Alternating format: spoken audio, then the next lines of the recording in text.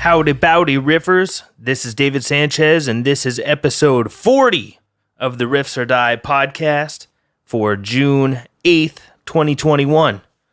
We got the 40 ounce in my lap and it's freezing my balls.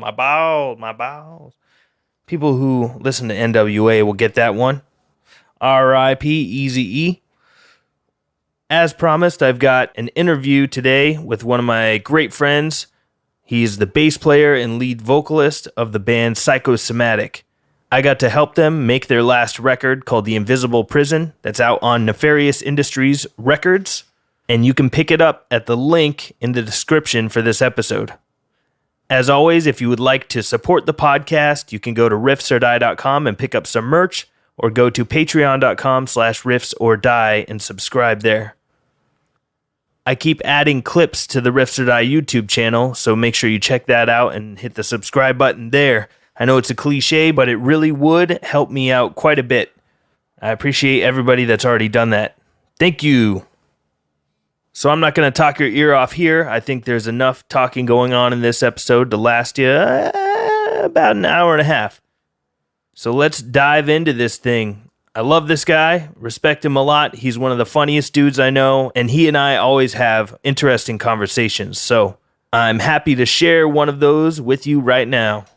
Ladies and gentlemen, Mr. Jeff Salgado. So Psychosomatic has a really eclectic death, thrash, grind, skate punk vibe. What are some of the bands that influenced the band's sound? Why does Psychosomatic sound the way that it does? Well, when the band was conceived in the late 80s, we were going to a lot of shows in the Bay Area. And obviously the thrash metal was the predominant scene at that time, but we were also huge fans of like skate rock, punk, crossover, and all that. Anything that was like really loud and fast.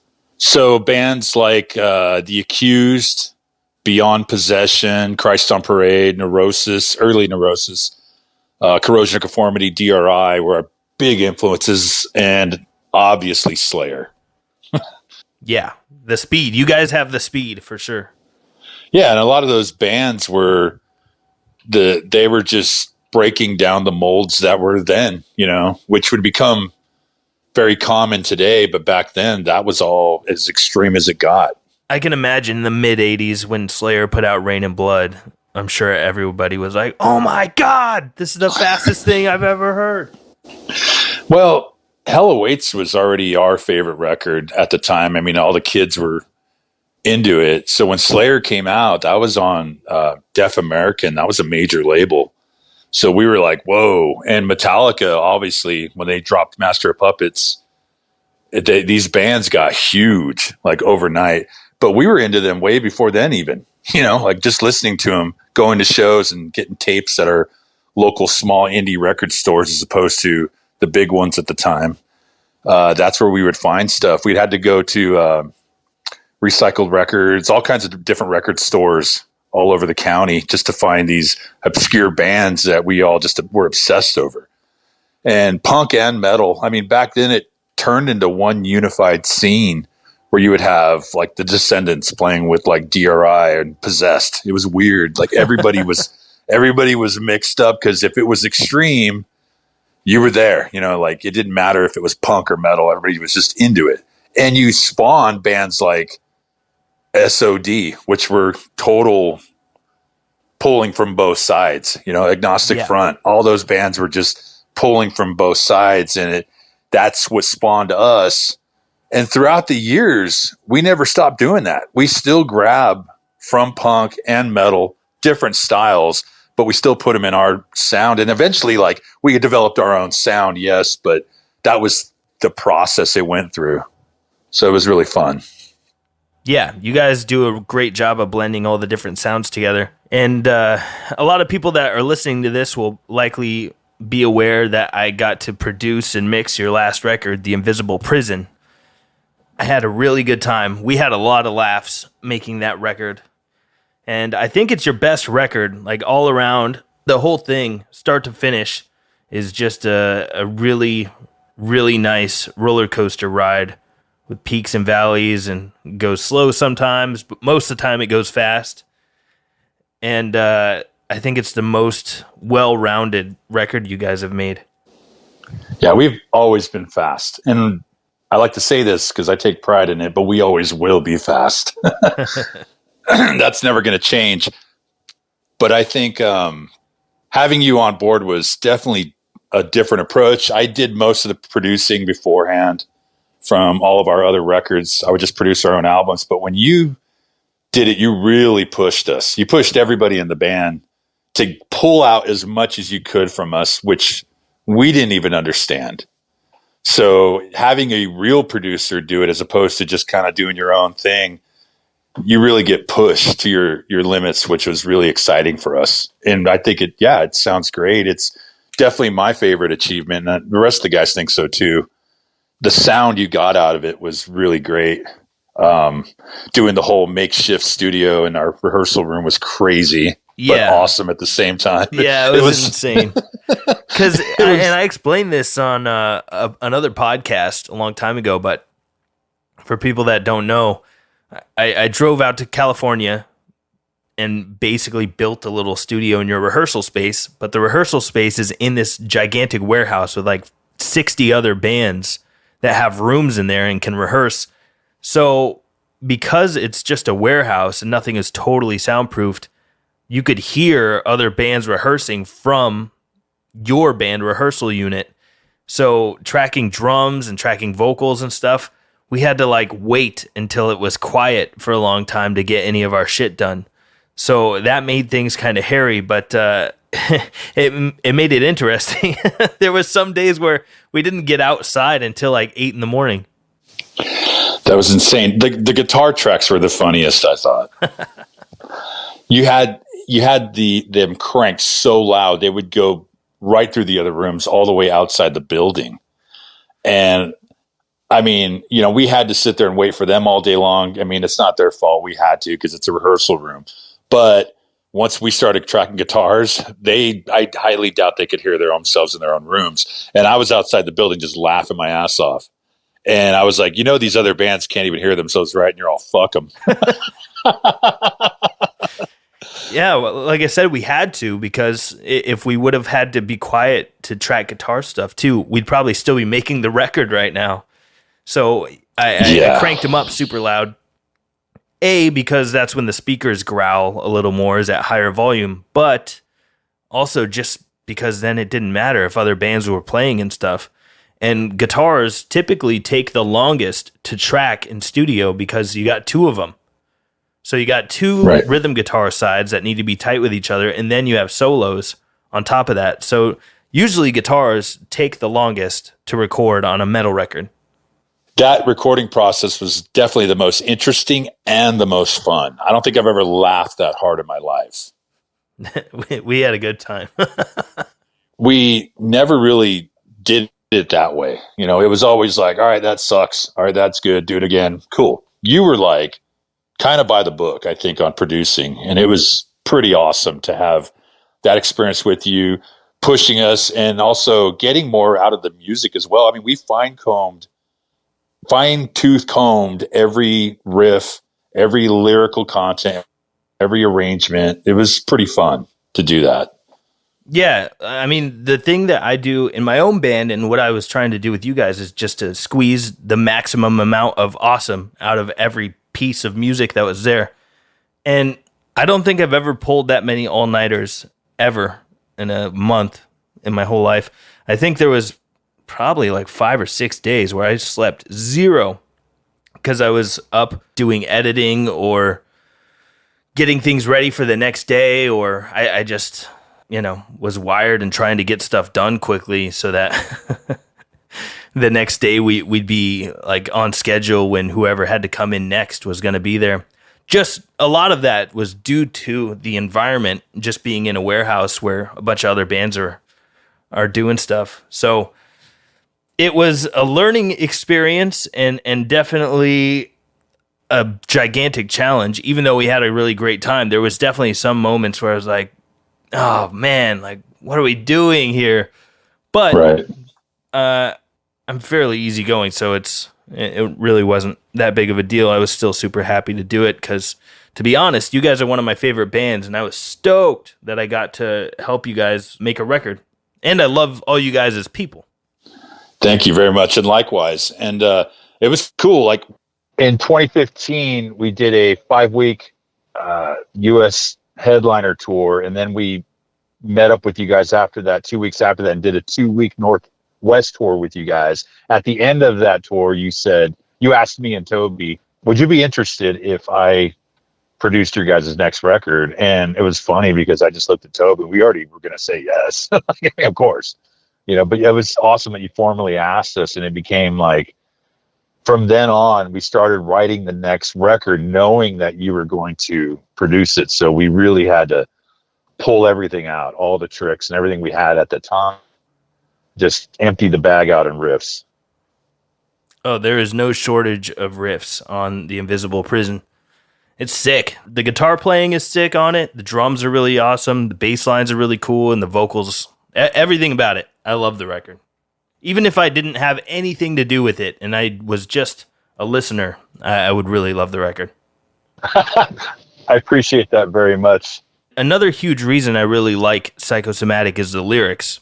And even going back many, many years, 3 records ago, you guys always had lyrics that I found interesting and in the mindset of truth and seeking truth and kind of going against the mainstream narrative of whatever it was at the time. My first exposure to Psychosomatic was the song Concrete Rain on The Unquenchable Thirst. And I've recommended that record to so many people. It's not even funny. But you guys' lyrics really strike a chord with me. And specifically on The Invisible Prison, your lyrics really strike a chord with me because they remind me of my own lyrics. I think we have very similar mindsets when it comes to the words that we put into the music. But I really love on The Invisible Prison the lyrics in We Don't Trust You, Agents of Surveillance, Personality Agenda, The Invisible Prison, Spiral Orthodox. I really love those lyrics. I think they're important. Oh, yeah. Concrete Rain was, that was about 9/11. I mean, that was pretty shocking to go through back then. We'd never been attacked like that, or whatever you want to call it. A lot of people think it's a false flag or whatever, whatnot. It was definitely a tragedy.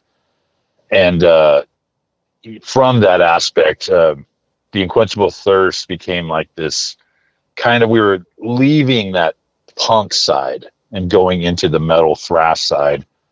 And we really kind of touched on a lot of truth subjects at the same time and revealing a lot of our own. We used to do a lot of comedic lyrics in the past, but we were definitely getting more serious. On Another Disease, it definitely got more serious. You're talking about Big Pharma. And then Clicking Sound, it got really dark. And both Another Disease and Clicking Sound were predominantly written by Toby Swope. And he wrote the guitars, tracked the drums, and the rhythm guitars on it, which is amazing on both records. Yeah, Toby is a sick guitar player. He's really great. So on the new album, it was pretty much Dan did like most of the songs, Vic did a couple, and I did a couple, and Toby just mostly laid the drums. He just wrote the drums. And on the lyrical content on the new one, definitely We Don't Trust You was, it started out as the idea of just being, dealing with promoters that are shoddy, but the more I started writing it, it kind of evolved to the mainstream narrative of we just don't trust what we're being given. There's just so many blank holes when people are like the media, for example, they just tell you what you need to know or what they think you need to know, and you're left out so much. And my first revelation of that was it the Sinclair thing where they had all the news agencies saying the same thing about disinformation, and all of them were saying the same thing. That really made me laugh. Yeah, that thing that Conan O'Brien put on his show where you have 200 different independent, quote unquote, news stations all around the country literally saying the exact same paragraph verbatim. And that's the same thing as the Associated Press in your newspapers. It's the exact same thing.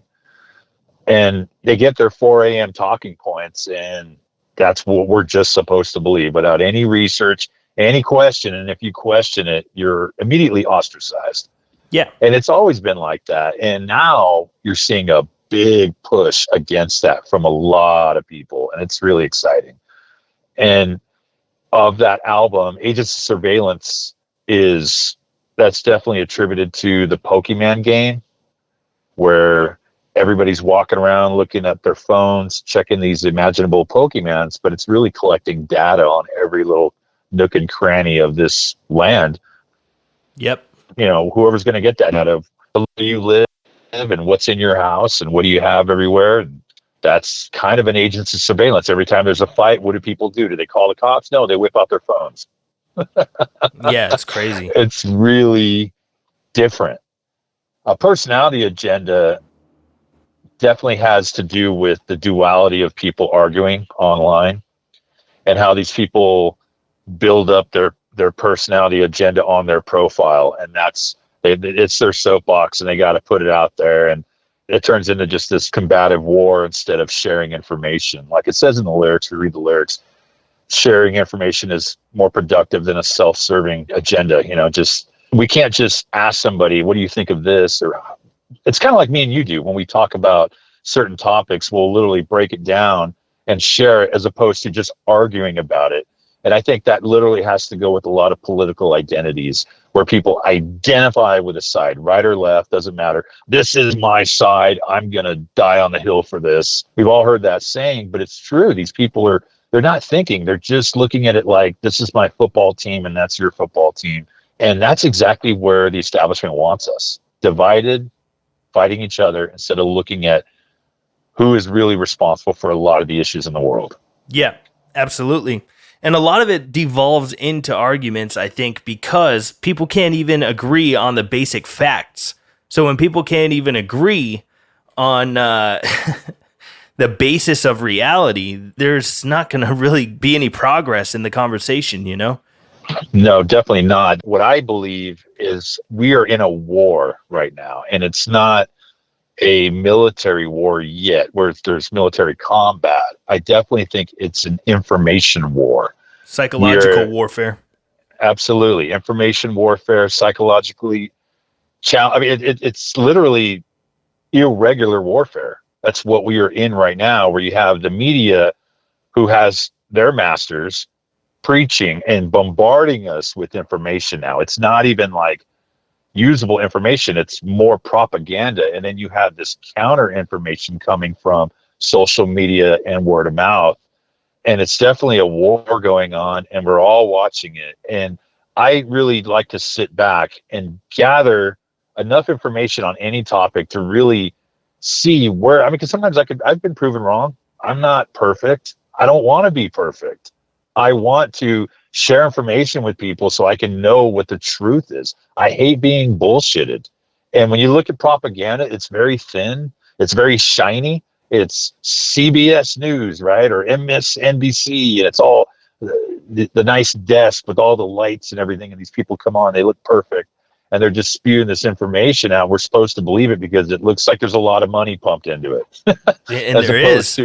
Right. Absolutely. It all came from Big Pharma and some GMO food companies. 100%. And you got this guy who's on the internet, or this lady who's just talking on her phone of something she discovered. And all of a sudden everybody's like, oh, she's a kook, she's a quack, she's a conspiracy theorist. It's like, well, let's hear her out. Let's hear her out and see, does it make sense?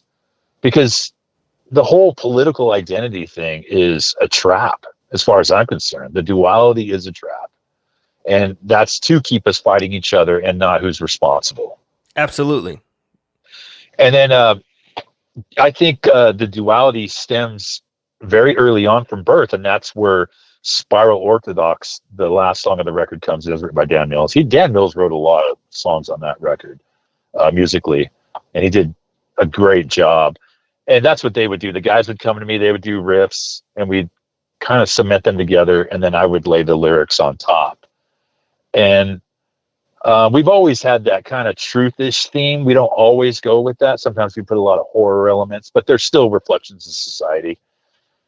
And I think Spiral Orthodox talks about just the whole good and evil religious aspect that we are born into. I mean, even society has it, the judgment, the courts, which can all be corrupted, but they are judging just like an authoritative figure would, or a quote unquote God, if there is one. I personally don't agree with religion, but I am very spiritual. I mean, the old, I've read a saying that says religion is for people that are afraid to go to hell, and spirituality is for people that just got back. So that's kind of where I'm at. I've had a rough life. I grew up in a rough environment, but at the same time, a lot of it was self-induced. That comes to holding myself accountable for my actions and learning, right? You got to learn to not do that and do what's best for you and the people around you. And I'm a big lover of freedom. I don't understand who wouldn't be. I know there are people that don't agree with that, but I think freedom, as long as you're not hurting anybody, you should be able to do what you want. Absolutely. And unfortunately, what we've seen in the last 2 years is that has just been at least attempted to be completely stripped from us. And if your eyes aren't open by now, I mean, I don't know what it's going to take, but eventually I think everybody's eyes are going to be open sooner or later. Yeah. With what you're talking about with spiral orthodox and religion, I feel like what we see today in the world, a lot of these people are buying into political ideologies no different than religion. They're shutting off all critical thinking and just being led by quote unquote authorities. And they just want to go to their church, which would be their mainstream media source of choice. And they go to their church and they sing all the hymns and follow all the rules and keep giving in the donation basket, and they just keep going back for more.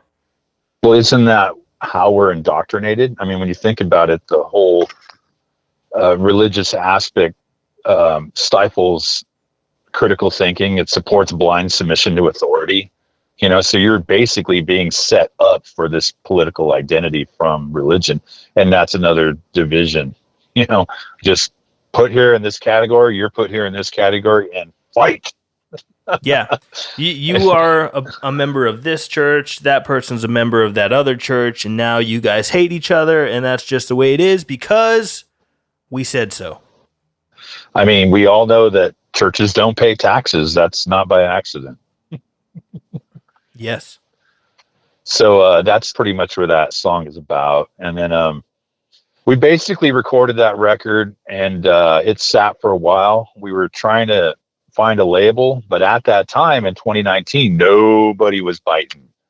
It was like everybody was shutting the doors, and I was like, what the hell? I mean, is it that bad? I mean, we've had offers before, but this was alarming. And then Greg from Nefarious Industries gave us a deal, and we were really excited about that. And he in a place where you're getting your door slammed in your face everywhere you go, and then somebody you throw a Hail Mary and they grab it and score a touchdown. It's the best feeling in the world. So luckily he has our back, and he was able to put it out in 2020. Unfortunately, we weren't able to tour for it because of obviously the COVID lockdowns, and it's just bad timing. But hopefully when everything opens up, we'll be able to get on. But the way it's looking right now, we were just like, okay, we're obviously not going to tour this year, so let's just start writing. So we are already writing the next record, and hopefully by the time we have it out, we'll be touring both records. Hell yeah, that's great. The title, The Invisible Prison. What is The Invisible Prison? Well, The Invisible Prison is kind of a culmination of everything we talked about, of just being in this mind-locked, indoctrinated, dogmatic way of information that we receive it and process it, and we are completely controlled. And now the establishment is obviously going for even more control. And the only way I believe to really escape our invisible prison is to communicate and to basically snap out of that kind of matrix-ish state that we're all kind of in. We're all indoctrinated into it. Everybody is. It's how you can break free from it. And never more in my lifetime have I ever seen as many people break through right now. Everybody's that I know, a lot of people are truly waking up and going, wow, this is a lot different than I imagined. And I think COVID was an eye-opener for a lot of people. Not just, there's so many questions. The questions multiplied like crazy, and the answers became fewer and fewer. And I think now people, a year and a half later, are starting to see how a lot of this, I believe, is completely planned. And especially with the Fauci emails, that's a bomb on the narrative of the mainstream media. Yeah, there are several bombs in there. Yeah, and I listened to your last podcast when you talked about Fauci, and I couldn't agree more. I was like, wow, everything you nailed on it was definitely shocking. But then you start looking, if you notice patterns in the media, how every election cycle there's a new virus. What do we have? Swine flu, H1N1, bird flu, SARS. Yeah, bird flu, exactly. So it just goes on, and it's always a pattern with every election year. And this one was definitely a bomb, to just really kind of shut down everything. And for something that has a 99.9 whatever number survival rate, why would you need this much just, control over it? Because there's obviously more to it than just the virus. There's way more to it. Absolutely. And like you said, we are losing our rights left and right, and everybody just seems to be in agreement of this. I'm like, how are you just blindly following? I mean, we as people, as let's just say taxpayers, have the power to change anything we want when we realize how truly outnumbered they are. I mean, you're talking like 600, 600,000 people, citizens per a government official. Like, we have the numbers. We can change anything we want. All we have to do is just not agree to it and not do it. It's the same thing with paying taxes. And when you think about federal income tax and how they just basically strong arm you out of it, if half the population said we're not going to pay federal income tax, they would have no choice but to change the policy on that, because they can't arrest that many people. Absolutely. Yeah, they wouldn't be able to pay cops to go after people. There wouldn't be enough jail cells for all the people. Right. And that's how much power we truly have. So, like I said, we've seen a major awakening lately.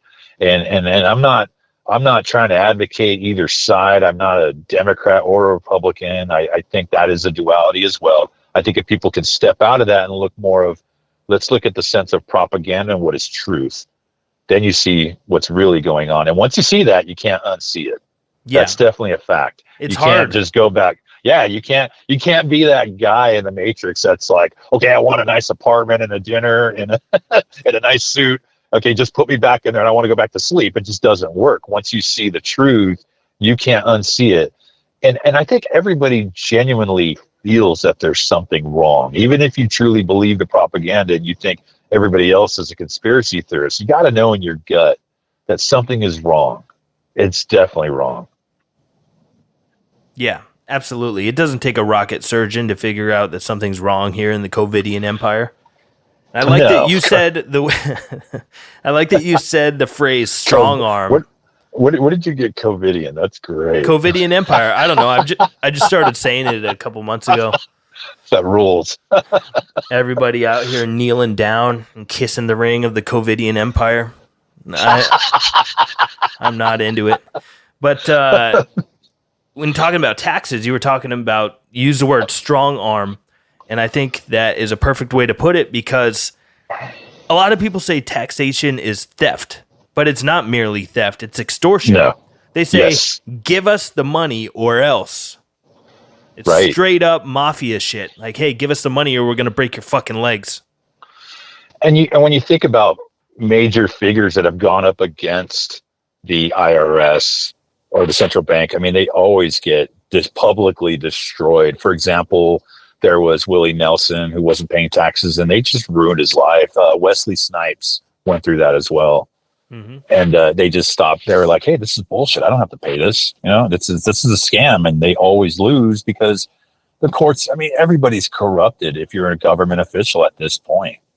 I mean, the courts, they only care if there's money involved, and it's got to be their money. I mean, it's whoever owns the money supply pretty much owns the world. You know, I mean, Absolutely. A lot of people call them the deep state, but I've always liked to refer to G. Edward Griffin's The Creature from Jekyll Island's book as the central banking cartel, because that's truly what they are. And some people call them the elites, whatever their names are. I mean, they are definitely the keepers of the invisible prison, and they hide in the shadows. They've been there all along, as long as way before we've been born. And I think they've always, okay, Andrew Jackson's campaign, for example, fought the central bank of his time, and he actually won. So the 1800s basically ran on an honest money supply until 1913. The Federal Reserve Act was passed. Yep. With Woodrow Wilson. And then when that happened, you had a bunch of bankers that basically learned all the failures of the banks before, and they made the Federal Reserve Act as a economic stabilizer. They sold it to us as an economic stabilizer, and they really got in there and said, we're not going to screw this up. And they haven't. Since 1913, they pretty much ran the show regardless of what president has been in there. Absolutely. So they're all paid for and bought off. Oh, yeah. The bankers are running the world, man. Every war is a banker's war. They fund both sides so that they can't lose and just collect interest from both sides. They don't give a fuck who wins. The bankers are really running the whole show. They've created an infinite debt machine, and they've got us all wrapped around their finger through debt slavery. Absolutely. Yeah, there was General Smedley D. Butler. Smedley Butler, yeah. War is a racket. Yep, war is a racket. It's the worst of all kind. It's where the profits are in money and the losses are in blood. And there's so many. I mean, what do? They just bomb a city, impose their government in there, and rebuild everything using tax dollars for government contracts. I mean, it's just a total gnarly racket. And it's very ugly. It's ugly. It's been going on forever. I mean, these powers have been doing it forever, and they plan on doing it again. We've had a little pause, which is kind of ironic, but it'll be back for sure. Unfortunately, they won't stop anytime soon. They have no reason to. And most people don't understand this, that the Federal Reserve is not federal. It's not a government entity. It's a private bank. It's a privately owned corporation that gives money to the U.S. government with interest, so that there's never, ever, ever going to be enough money in the supply, enough money in circulation to pay off the debt. Correct. Infinite debt. Yep, infinite debt, and it's in bed with the IRS and the World Bank. This is global, and these people that own these banks are not elected. Your voting isn't going to change anything about that. It has to come to a critical mass where everybody wakes up and just says, enough. We're not going to play your games anymore. It's hard to wake people up out of the Matrix, though. Morpheus says in the Matrix, so many people are so hopelessly inured to this system that they'll fight to defend it. People are so stuck in this Matrix and living in this illusion world that if you try to shake them awake out of it, they won't have it. They think you're crazy. And we've both experienced that. We see it all the time. You drop some truth on somebody, some real shit, verifiable, easily, with 5 minutes of research, and they just call you a fucking tinfoil hat conspiracy theorist, and you're stupid, and you're an idiot, and you're paranoid.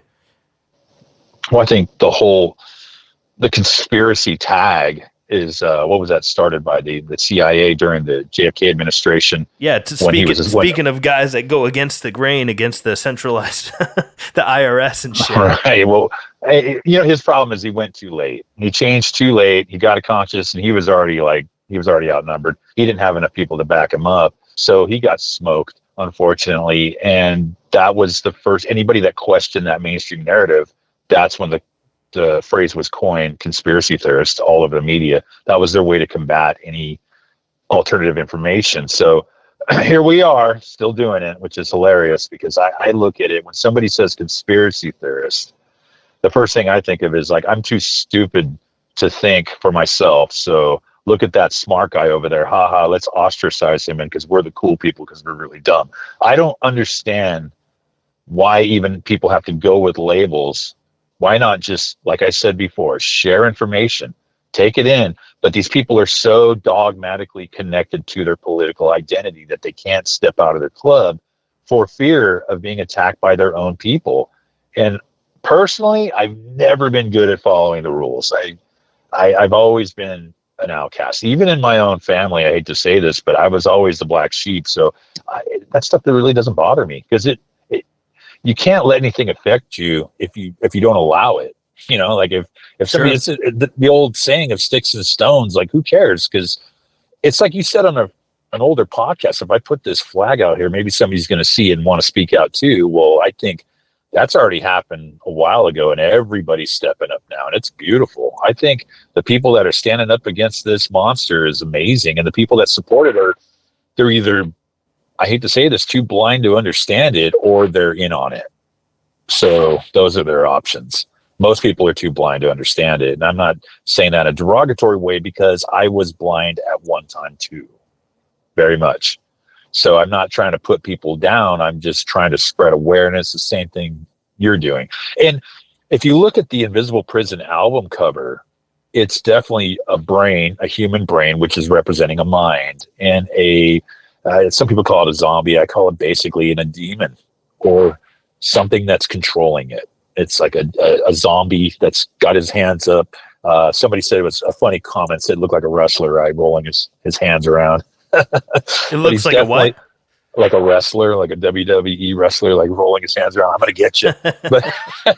but it's definitely controlling the mind.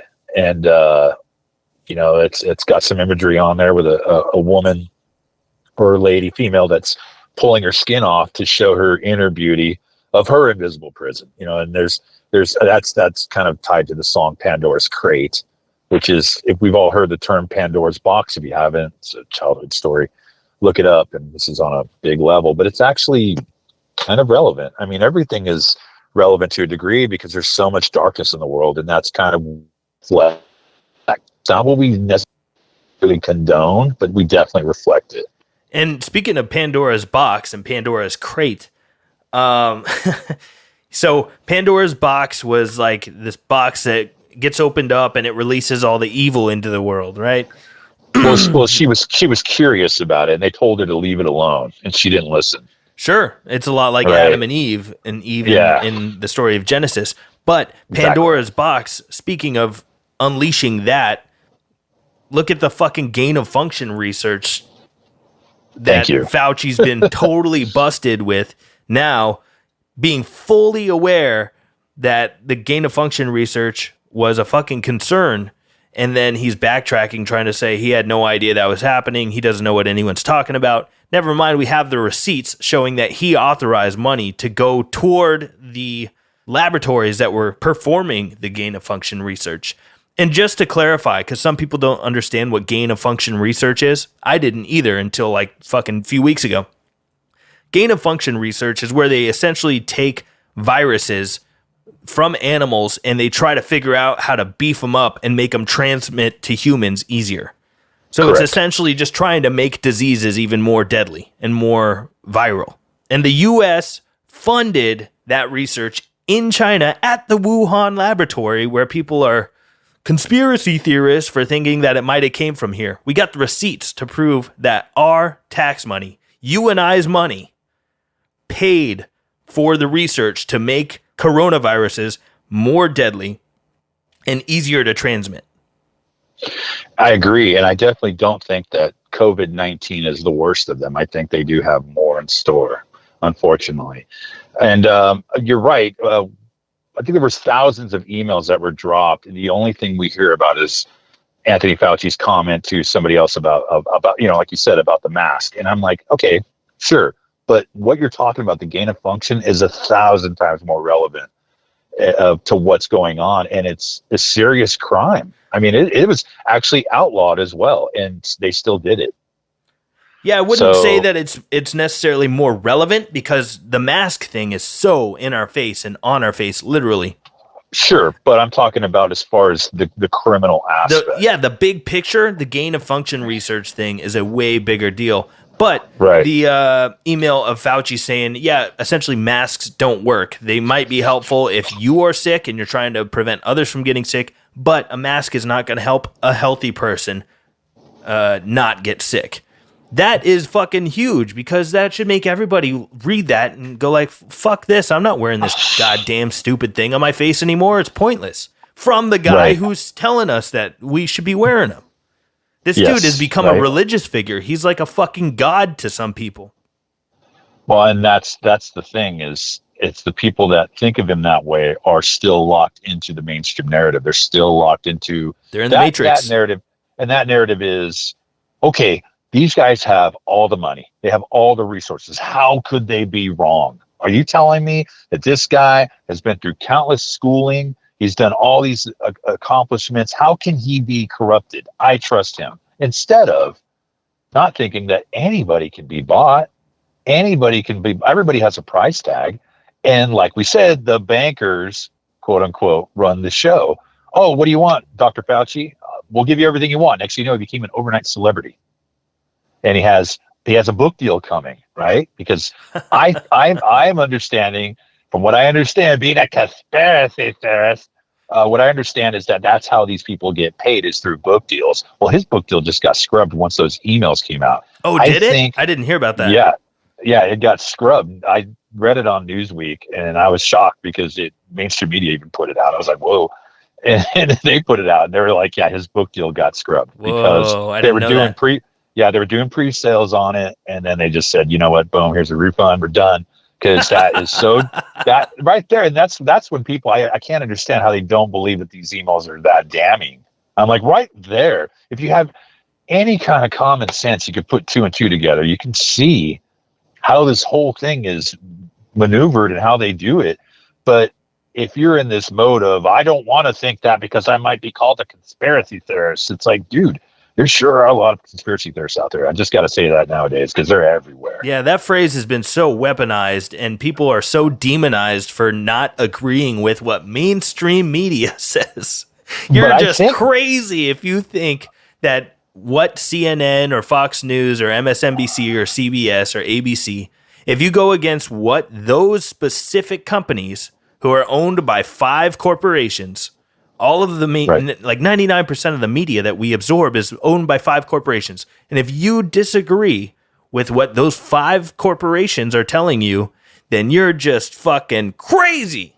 You're totally crazy if you just don't agree with what every brainwashing tool is saying. And that is the essence of centralization. When you think about how many media companies were in 1970, there was like 50 of them, and now there's 5. That is centralization. What is centralization? It is the consolidation of power in anything. They centralized a lot of the water in Northern California, so now we have all these crazy droughts and fires now. Yeah. Governments have a good history of basically anything they touch, it turns to shit. Right, because it's totally compartmentalized, packaged up, and ready to sell at the highest bidder. It's not just letting it naturally flow the way it's supposed to go. Yeah, government is not organic. People are not at all. People are born free. We're not born as fucking debt slaves with a social security number. And God, everything is so crazy nowadays. And the part that blows my mind the most is not the absurdity of our situation, but the fact that people don't see it, they don't understand it, they're not even willing to listen to someone who's trying to fill them in on what's going on. They just stick their fingers in their ears and start going like Lloyd Christmas and fucking Dumb and Dumber. La la la la. Seriously, that seems like most of America today, which is fucking so strange. That's the most disappointing part to me, is that people are completely against critical thought and critical thinkers. Well, you said a key word. You said listen. And a lot of people don't want to listen. They just want to spew. They want to sit there and just babble and be, I'm the guy that's going to ostracize you for trying to look cool. Get down in your goddamn seat. We don't want to hear it. Because I want to just look at the news, and I want to go to work, and I don't want to care about anything. I get it. I understand that mentality too. The Matrix. But if we all understood what was really going on, that's when you make a big change. I mean, Andrew Jackson, how he defeated the banks was he got the people to rally behind him. He got the people aware, because there's no greater fear for any government to have its populace fully aware and capable of critical thinking. That's like the worst thing ever, because they're going to start dictating the rules. I mean, doesn't the Constitution say we the people? I mean, that is what essentially we are supposed to be. We have no idea in this day and age how truly valuable, I hate to say that was, but it actually is, because we run the show. Ultimately, we are just have been throughout decades and decades and decades of being blinded and dumbed down. And you obviously said something about the education system in your last podcast, how we're constantly being distracted with so much stuff. I don't want to hear about your conspiracy theory. I want to go back to eating my shitty food and leave me alone. Yeah. Yeah. Carlin had an old bit about that, where he's talking about the real owners of this country don't want a population capable of critical thinking. Because, right. I mean, let's be honest. If that happens, the game is over for all those people. The moment people stop squabbling with each other and start realizing that we have common enemies and go after them and get on the same page, the jig is up. The people that hold the power, they'll no longer be able to maintain it. Yeah, well, you had a key. Another word you said was weaponized with the word conspiracy theory. There's a lot of things that are weaponized now. Racism is now weaponized. Right. And I mean, fuck racism, of course. No duh. I mean, I hate fucking racism. But when you start weaponizing it and perpetuating it by constantly talking about it, constantly putting it in people's subconscious, that the media will not let it go, you start losing the meaning of what it truly is and Morgan Freeman, for example, had a great attack against racism. He said, "Why don't you just stop talking about it?" Yeah. When the guy asked him, it was on 60 Minutes, right? Yeah, exactly. And he even said, "You just stop talking." He's, "I'm going to talk to you by your name and talk to you as a person, and you're going to call me by my name. And next thing you know, there's no more racism." It's that simple. But when you got people just constantly pounding it in your head every goddamn day, it's like, really? I mean, isn't that bad? I mean, maybe it is somewhere, but where I live, it's completely mixed. I live in the United States, super mixed up. And if it is, I've seen it on all different aspects. I don't want to get into this argument or debate, but I just think it is weaponized at this point right now. And I think a lot of people that truly have benefited from this anti-racism thing has not truly attacked racism at all, but furthered their own perpetuate agenda. It's right, exactly, perpetuate it. It just keeps going, and I don't know. Well, I mean, this all ties into people not realizing that they have common enemies and just keeping people at war with each other. Right. It's constant division. Let's keep us fighting each other and not the powers that be. That's right. And it's in everywhere you look, every paper, every source, every media source. It's all there. It's just, and that's the thing is, like I said, it's very shiny, it's very in your face, and it starts to look like propaganda. I think that Charles Barkley said it the best, that white people and black people and all minorities are genuinely good at heart. And the politicians are using these aspects to further their agenda by keeping us divided. Charles Barkley said that on national TV. Yeah. I thought it was brilliant. Yeah, it's amazing they let him say that. I was shocked. I mean, they got it live, so it's really hard to we got to cut that out. It's literally, that was really shocking. I was impressed. I was like, because he's always kind of the villain on that talk show. He's always like, a lot of people he talks a lot of smack, which is hilarious. But when he dropped that truth bomb, even the announcer was like, okay, let's go to commercial. It was funny as hell. I laughed so hard because it was so honest and so off the cuff. Props to him for that. That was beautiful. Yeah, I think most people are good people. And most of us really do want the same things in life. To have a purpose, have family, friends, food, water, shelter, be able to make a living, do things that we enjoy, like hobbies and whatever. That's kind of what 99% of people would like to have. And instead, we've got everyone so hyper-focused on the things that make us different from each other, instead of realizing that the overarching things that connect us are so massive compared to the small things that divide us. And the media has done a great job of making people focus on the micro instead of taking note of the macro, where we're all kind of the same. They've done a really brilliant job of cutting up the pie and making everyone feel like they're different than the other people. And not just that they're different, because different can be a great thing, but different and everyone else who's not like you is your enemy. But I definitely think you nailed it earlier when you said your guys' lyrics, your lyrics for Havoc are a lot like ours in Psychosomatic, especially with post-truth era and fear campaign, because that's exactly what you're talking about. The fear campaigns are everywhere. The boogeyman's around the corner. And as soon as that one's done, there's going to be another one. Fear sells.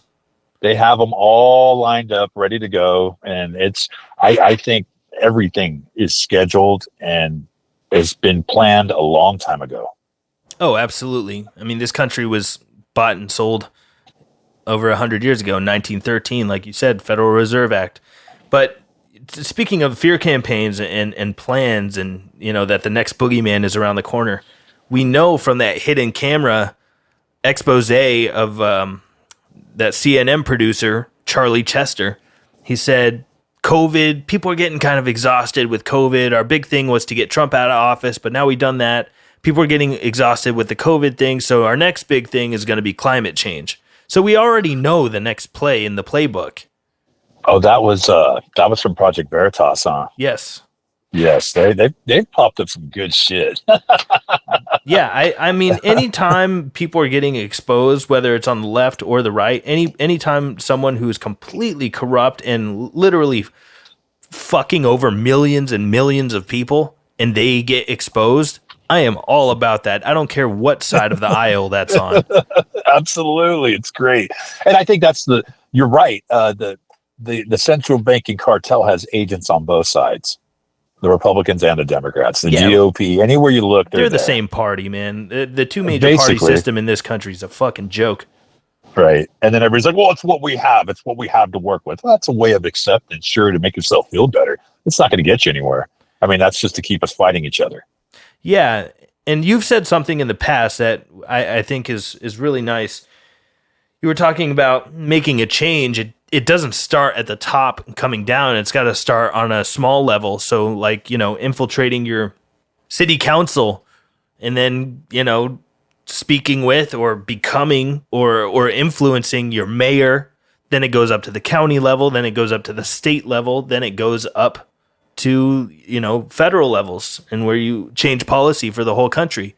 But I like what you said, where it needs to start on the smaller level and then expand from there. That's how the real power is going to get taken back, not from trying to put some fucking dictator in the White House that's going to just point their finger down and say, everybody has to do this now. Right. That's exactly how Andrew Jackson did it.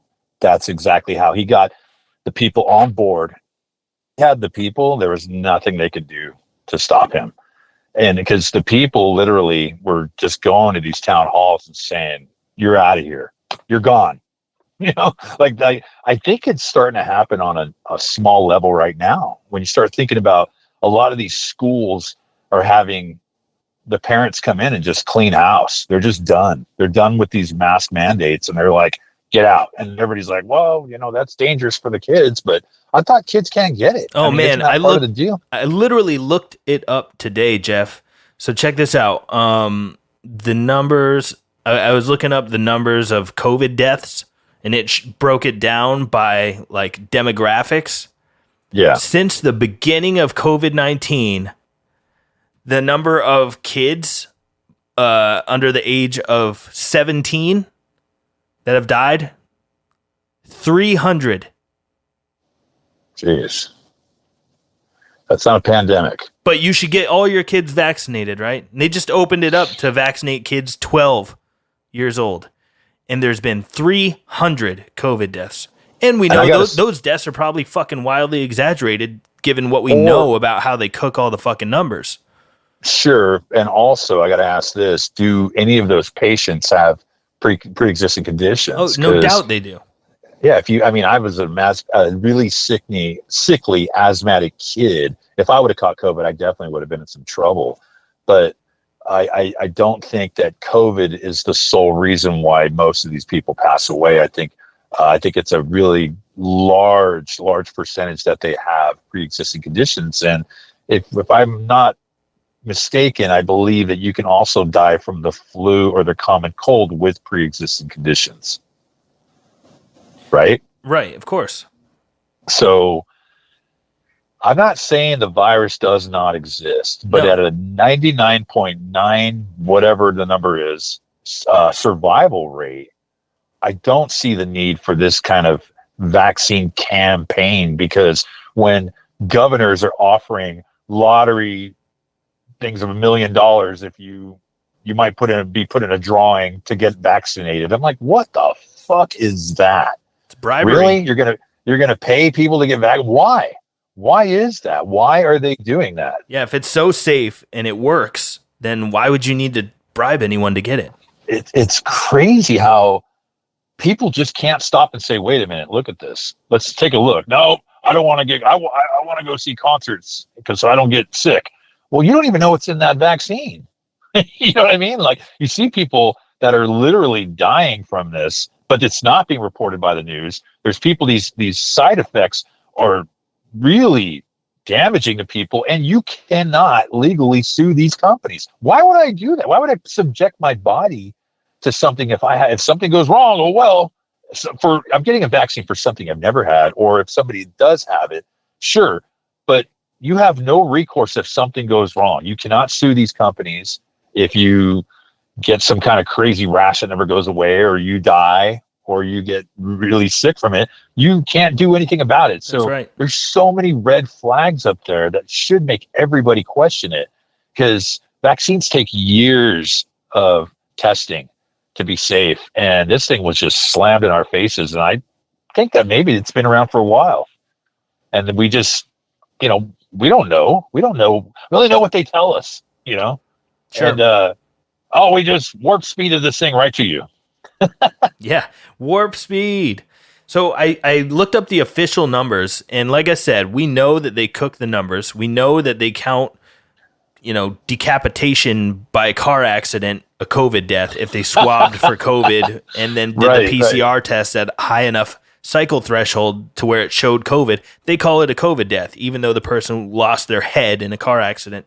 So we know that the numbers are cooked and inflated. But even with that, I looked at the official numbers. So people that are totally on the side of the official narrative, this is indisputable, even with your bullshit numbers, if you're on that side.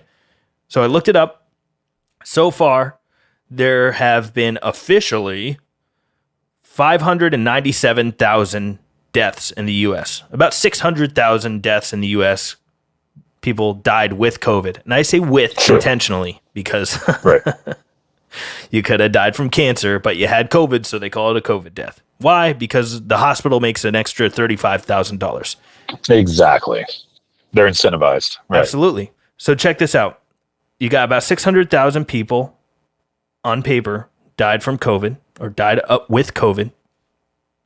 And that is with 33.4 million people confirmed COVID cases. So you break that down. That means the people that got COVID, 1.79% of them died. Right.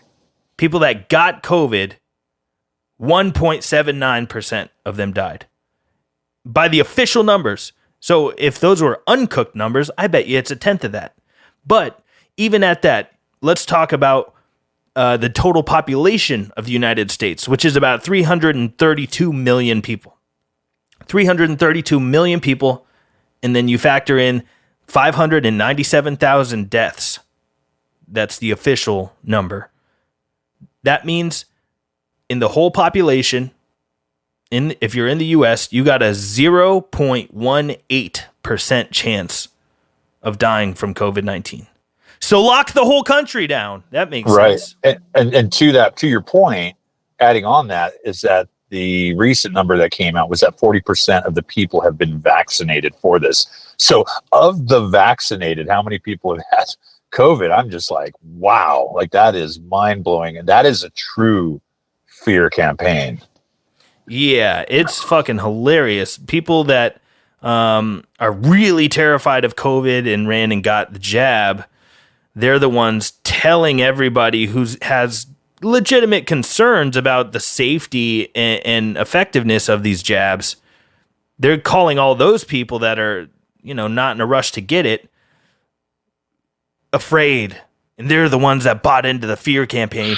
You're buying into the fear of this vaccine. You're so scared. You're such a sheep. Oh, wait a minute. If I get a vaccine, and I'm safe from it, why the hell do I care if anybody else does? Oh, because my vaccine doesn't work unless you get yours. It's that's kind of as smart. It's kind of as smart as saying, "Hey, Jeff, you know what? It's a bright sunny day out today, and I really need you to wear your sunglasses so that my sunglasses work." Sorry, I don't mean to laugh because a lot of people are misinformed, and it's not their fault because they just don't have those avenues yet. It's something that has to be, obviously when you see something doesn't compute, then you start getting more of an awakening.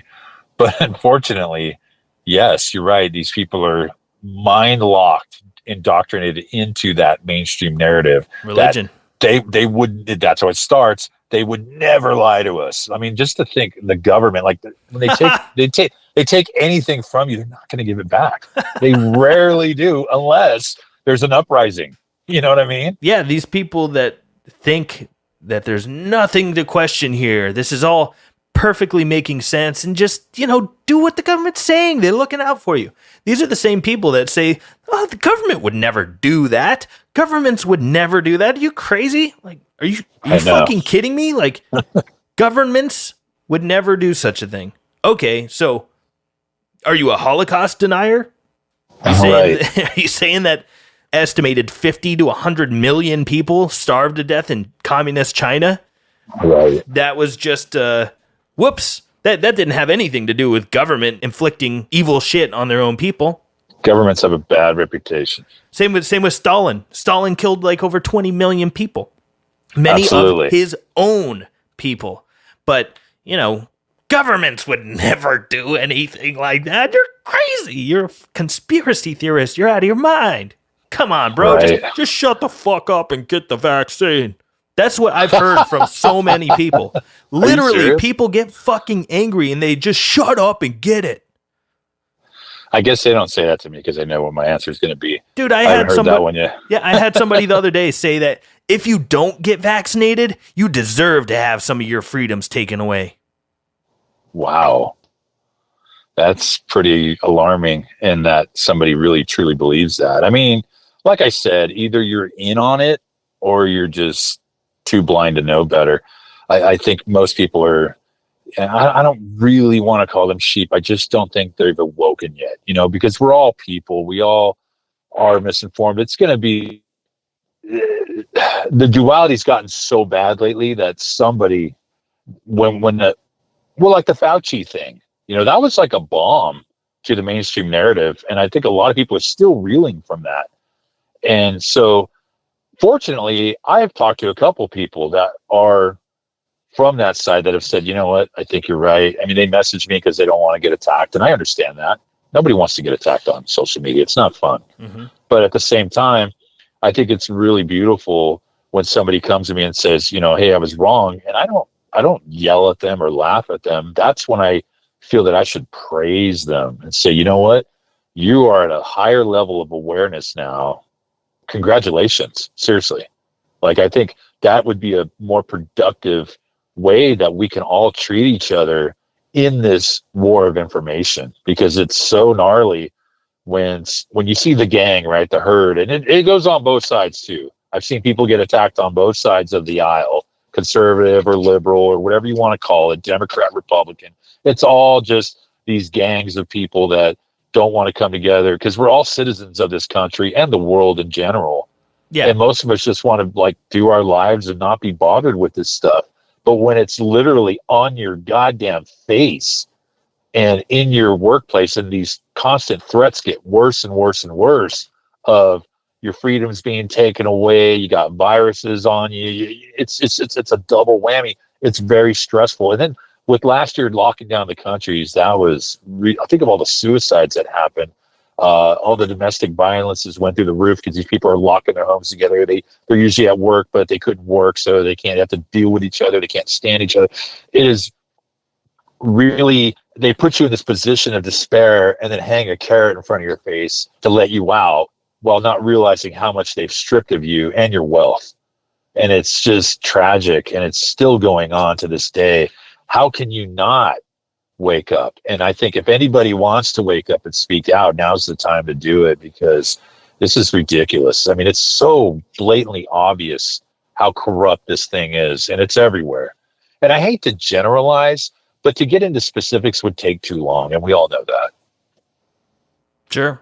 I mean, the only generalization I would like to make is that I think political parties are no different than gangs. I don't affiliate with gangs. I don't associate with gangs. And that's why I feel like to put a hard label on your idea of what a free society is really, really, really limiting, and literally only going to create natural enemies. Because, you know, I affiliate with this gang and we wear the blue tie. Well, I affiliate with this gang and we wear the red tie. So fuck you and everything that you believe. It's really divisive, and it's so unfortunate that we see all of these people in our country that are our fellow countrymen, where we can get along on 90% of things.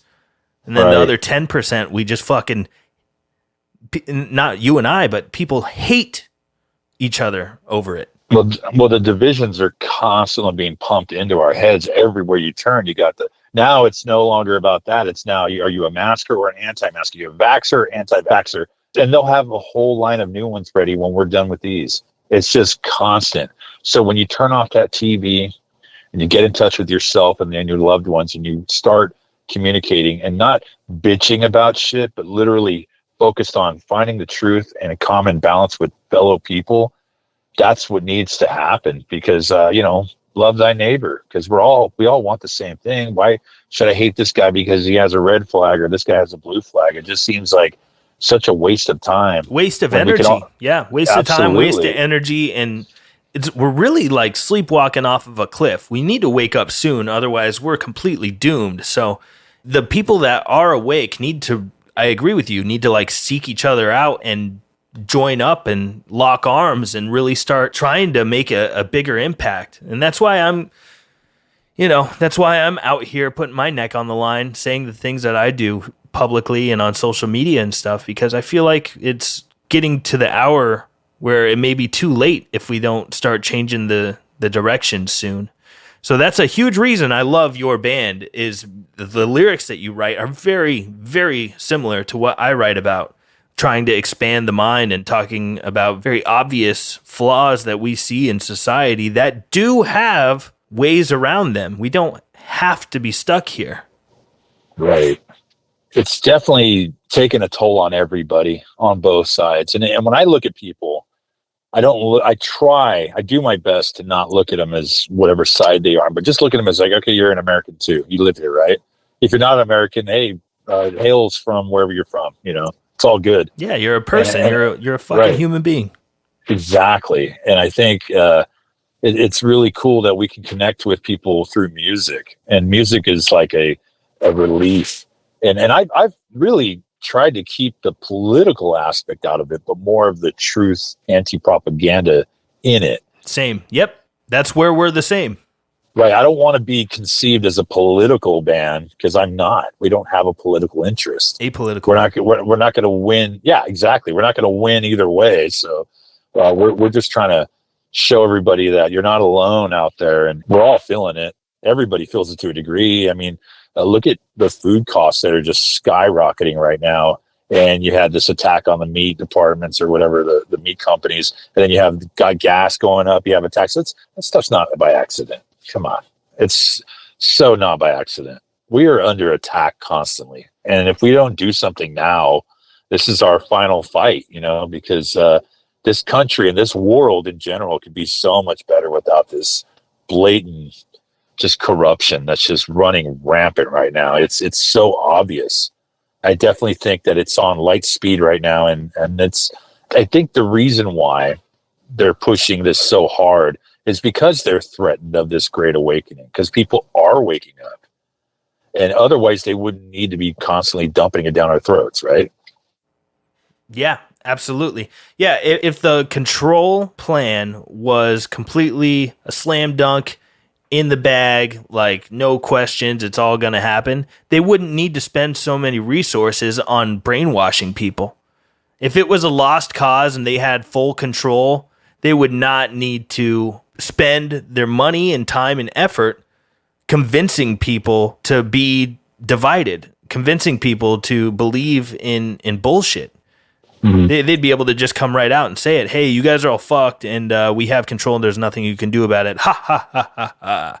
But that's not the case. They're spending all this money on brainwashing people and trying to divide people because that's the only thing that they've got up their sleeve. Because as long as they can keep getting away with that, they can actually follow through with these plans for shit like the Great Reset, Agenda 2030, and those things are not conspiracy theories. Those things are literally what the elite of the world are talking about for their plans for the future. Anyone listening that doesn't know what I'm talking about, look up Agenda 2030 and then read between the lines a little bit and see if you can figure out how they're going to achieve some of these things, because it's pretty fucked up. It's pretty crazy. What's really crazy is they've been talking about it for a long time, and people just, they don't really pay attention until it's brought to light, and then they're stuck in their mind lock indoctrination where they just dismiss it. And I think to move on from this point, it is overwhelming, but I think it needs to constantly be pumped into people's heads, just like the media is. We are now the counter narrative. Like I said, I've never been good at following orders or being a good person, quote unquote, of following the rules. And I think that's part of heavy metal and punk rock's identity, is to be the counterculture. Right. Well, unfortunately, people lost their way because of the propaganda. But yeah, you're right. I mean, I definitely think that a lot of heavy metal and punk rock guys are still anti-establishment. And when you look at truly anti-establishment, you don't pick a side. You just sit back and you knock down all of their propaganda. That's what you do. That's what we've always done. Right. And I think once you declare a flag, that's when you've already lost. When you're saying, I'm going to submit to this ruler, it's why not sit back and just watch the battle and really kind of stay neutral and just look for the truth and what's propaganda. That's all you got to do. You don't have to sit there and virtue signal and throw out oh my God, it's just here. Look at, this is what I think. Check this out. This is great. What do you think? Oh, you don't like it? Why? Explain it. Maybe I'm missing something. Tell me in a mature, respectable way. I don't need to argue with you because I'm not a child, And I think if we did that, we would get so much faster, so much better, and just move forward.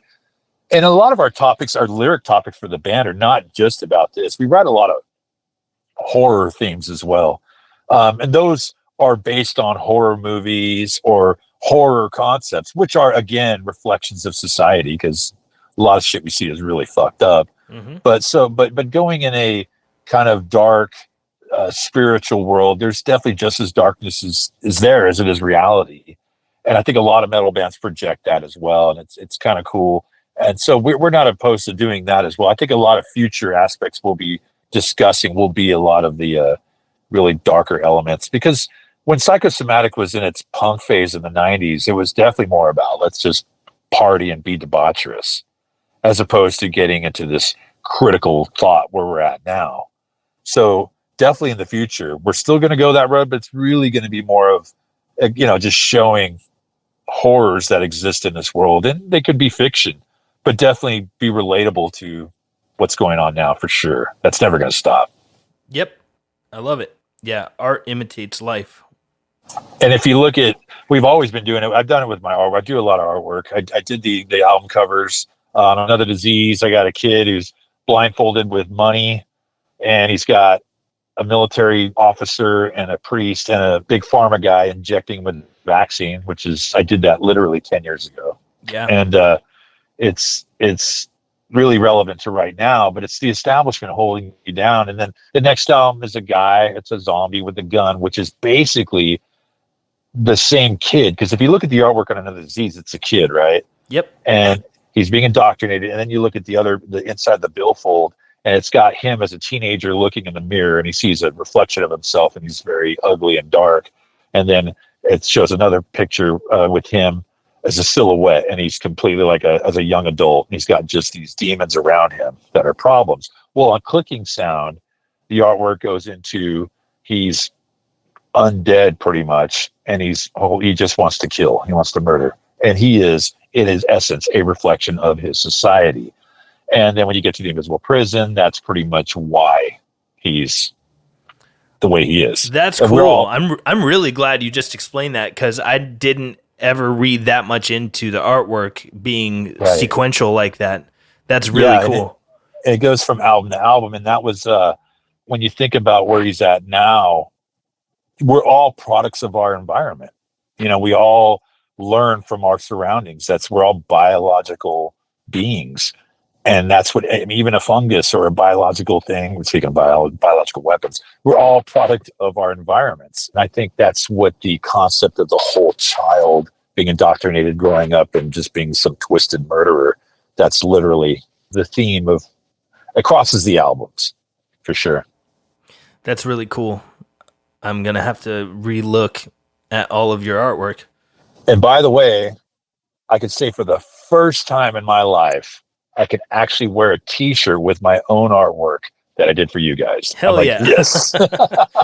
Yeah. Because I don't have to have my own band on it. So yeah, we were stoked. You did the artwork for our Time Is Up 10-year anniversary merch design, and we actually got to get it painted by Halsey Swain, who did the original Time Is Up album cover. So that collaboration was sick as fuck. We were all stoked that you could do some artwork for us, and we could also have the original Time Is Up artist work on that same piece. I'm a huge fan of Halsey Swain. I've talked to her a long time ago on MySpace and stuff like that, just periodically, not like a lot, but just to kind of get concepts of how she does stuff. And she's an amazing artist. I mean, mind-blowing. What she does with animals, I'm just, wow, it's insane. So for her to collaborate on that and willingly collaborate, I was really honored. And the fact that you guys asked me, I was so excited. So now I can wear it. And it doesn't say Psychosomatic on it. It says Havoc, a different band. And there's a couple other bands. I want to get some t-shirts of theirs too. And I can actually wear my own artwork, but not look like a tool wearing a Psychosomatic shirt. Yeah, that's cool. Even if you do it. Metallica did it. Slayer did it. Iron Maiden did it. I just, it's a counter troll for the people that troll. You should make a shirt that's got you wearing a Psychosomatic shirt on it. Oh, that would be the ultimate ego thing. No way. No way. That's terrible. I know somebody that would do that, but I'm not going to say his name. You know him too. Oh, I can think of a few people, so I'm not sure who you're talking about, but yeah, I'm totally with you though. Halsey Swain, she's one of my favorite artists on the planet. She's insane. Yeah. So talented. She's really great. We've been talking for well over an hour here, so I want to wrap this thing up, and I'm going to put you on the spot here. Great. Yeah, I'm going to put you on the spot here and ask you. You can tell the world one message for all future generations to look back and see what you said. What would you want to tell people? Oh, man. Do I have to? All right. Research Psychosomatic Biorecords. That is nice. That is real nice. Now, the next time you come on here, you can you can drop something more philosophical, but I am all about that shameless plug. Everybody research Psychosomatic and go buy their records and their t-shirts and their skateboards. Okay. Yeah, I'll definitely think of some. That was like totally caught me off guard. I thought I just got done doing that for the last hour and a half. I mean, you kind of did. So next time you come on, though, give it some thought. I would love to know some wisdom that you can impart and leave on the world, because it's something I try to do with every guest on here. I should have forewarned you that I was going to ask you that, but I didn't. No, that's fine. And actually I was warned because I've listened to your podcast before and I've seen you do it. So I won't do that yet, but I definitely will again. And I'm honored for you to ask me to be on this, and I would love to come on again. That'd be great. For sure. Yeah, we're going to do it again. Awesome. Absolutely. Oh, yeah. Great talking to you, man. Yeah, you too, Jeff. Oh, where can people find your stuff if they want to find you or your band? The best place to look right now is nefariousindustries.com, or I think that's what it is. Nefariousindustries.com, our record label site. He actually made a really cool bio of our entire history.